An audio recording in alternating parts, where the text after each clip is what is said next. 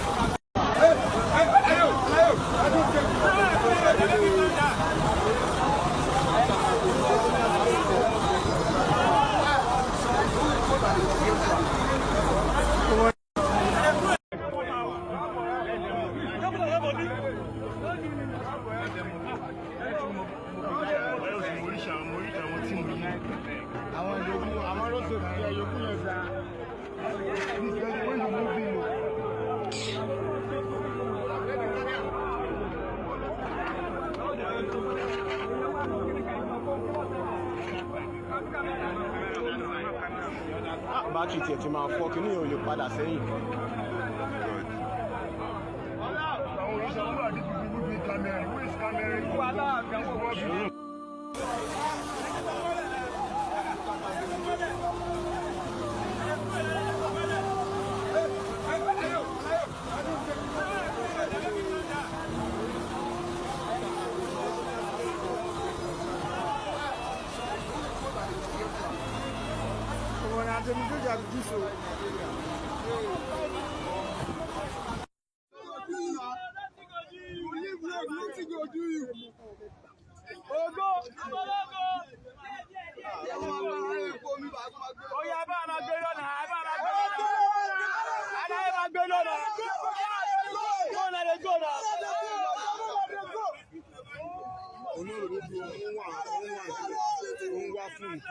Bros, what did they find?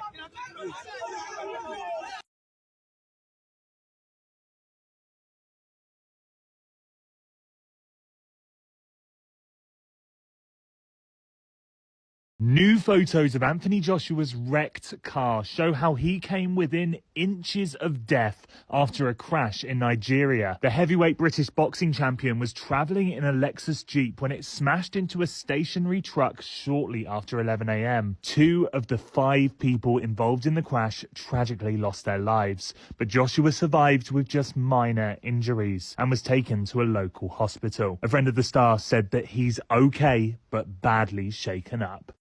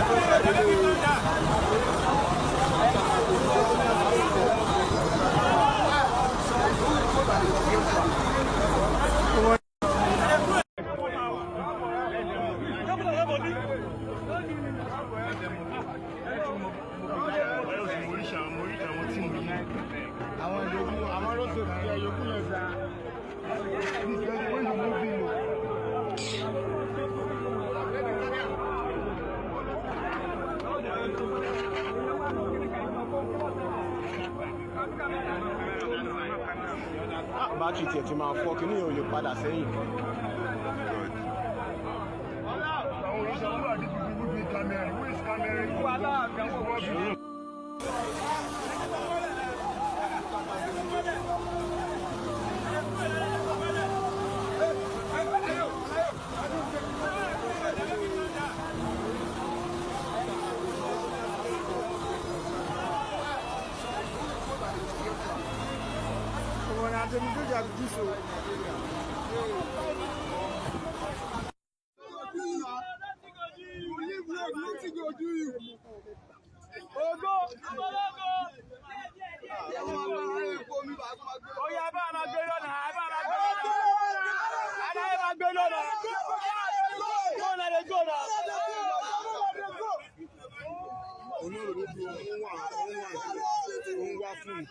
Bros, wetin dey find?